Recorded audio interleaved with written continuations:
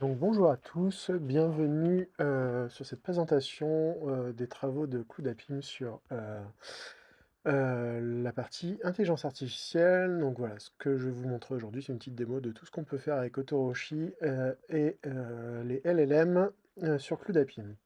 Donc première chose, à pas oublier, il faut commencer par créer un provider de LLM. Là, en l'occurrence, moi j'en ai créé un qui est un provider OpenAI. On peut utiliser pour l'instant Mistral, il y en aura d'autres qui viendront, mais pour l'instant, c'est les deux seuls qui sont disponibles. Là, on voit que j'utilise un token qui vient de mon vault local. Et voilà, j'utilise GPT-3 5 Turbo, rien de fou. Donc, ce qu'on va faire, c'est que déjà, on va commencer par créer une route dans Autoroshi pour éventuellement proxifier un service de LLM, donc en l'occurrence celui d'OpenAI. Donc, je vais appeler ce truc Demo AI. Et puis ce que je vais faire, c'est qu'ici, je vais changer ma route pour dire Demo AI. Qu'est-ce qu'il me reste à faire? Donc là, a priori, si on teste, juste pour voir ce que ça donne. Non.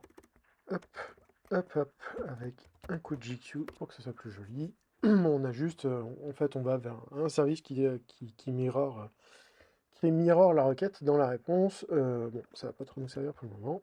Donc ce que je vais faire, c'est que je vais utiliser un des plugins qu'on fournit qui s'appelle LLM Proxy. Donc je l'ajoute à ma route. Et donc ce LLM, c'est un service de type backend. Donc en gros, c'est lui qui va répondre à la place du véritable backend qui est sélectionné dans notre route. Et donc je vais sélectionner OpenAI comme provider.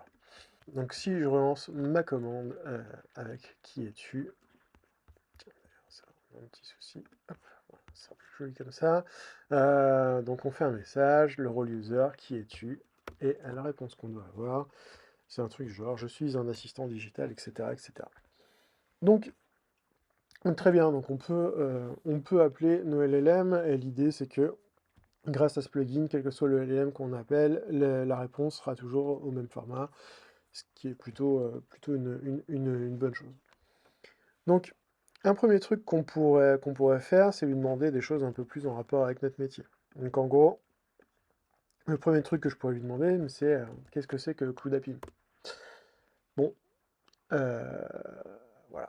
Comme on pouvait s'en douter, il va nous parler de Cloud API Management, ce qui est pas forcément faux, mais c'est pas nous ce qui nous intéresse, on aimerait bien que ça parle de notre boîte Cloudapim. Donc ce qu'on va faire, c'est qu'on va aller créer ce qu'on appelle un contexte. Globalement, c'est ce qu'on va appeler un pré-prompt. Et donc, on va l'appeler Cloudapim. Et en gros, ce qu'on va dire, c'est que on va créer un message. Et là-dedans, donc un message de rôle avec le rôle système. Et on va lui donner un contenu qui dit que Cloudapim is a French company that provides managed Autoroshi instances to get API management as a service.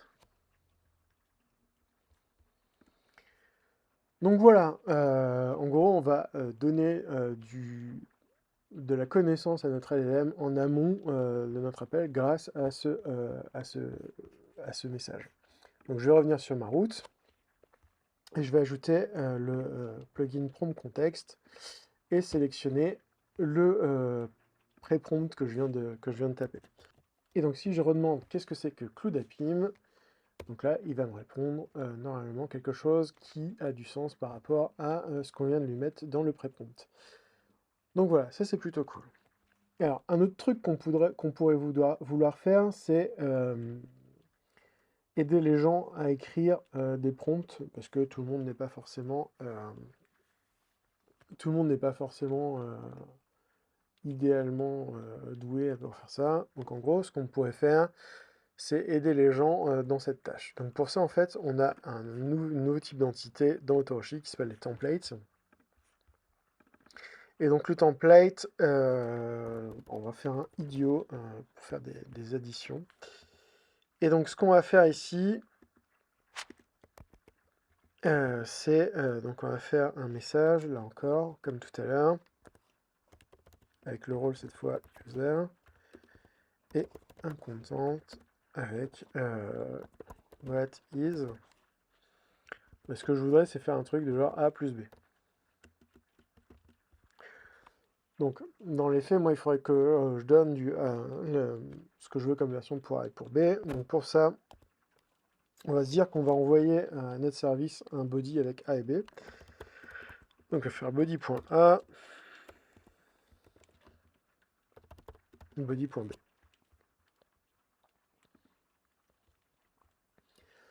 Donc, j'enregistre mon prompt et ce que je vais pouvoir faire, c'est revenir à ma route et ajouter mon template ici, dire que je prends mon addition, donc le template que j'ai donné.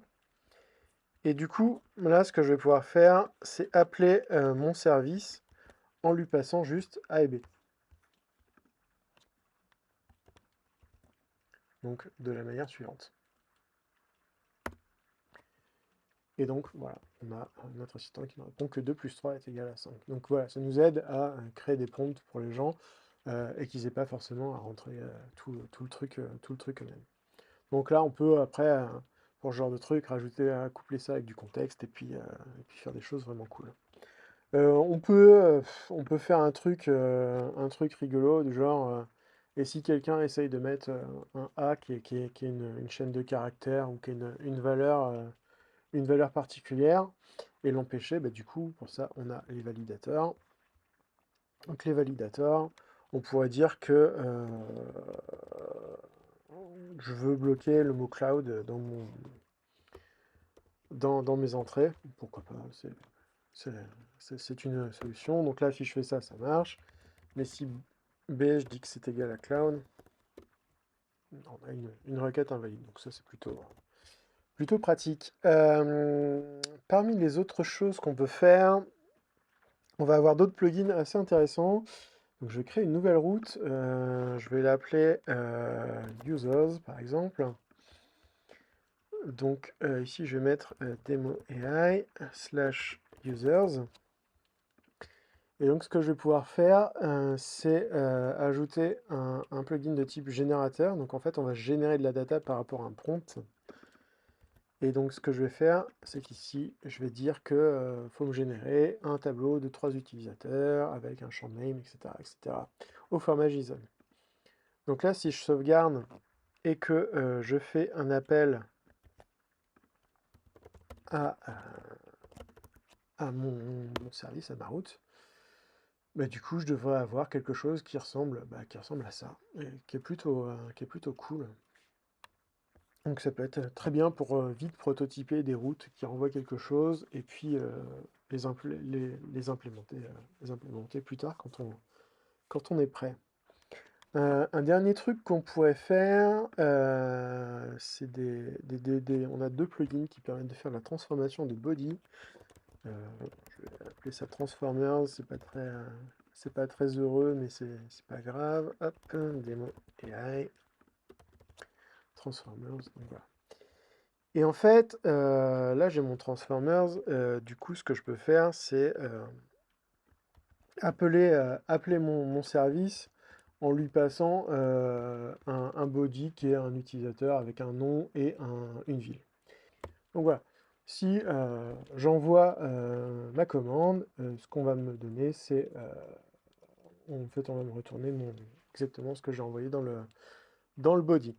Donc là, on va pouvoir utiliser un plugin qui va nous permettre dans un premier temps de transformer la requête en entrée, donc le body que je viens de passer.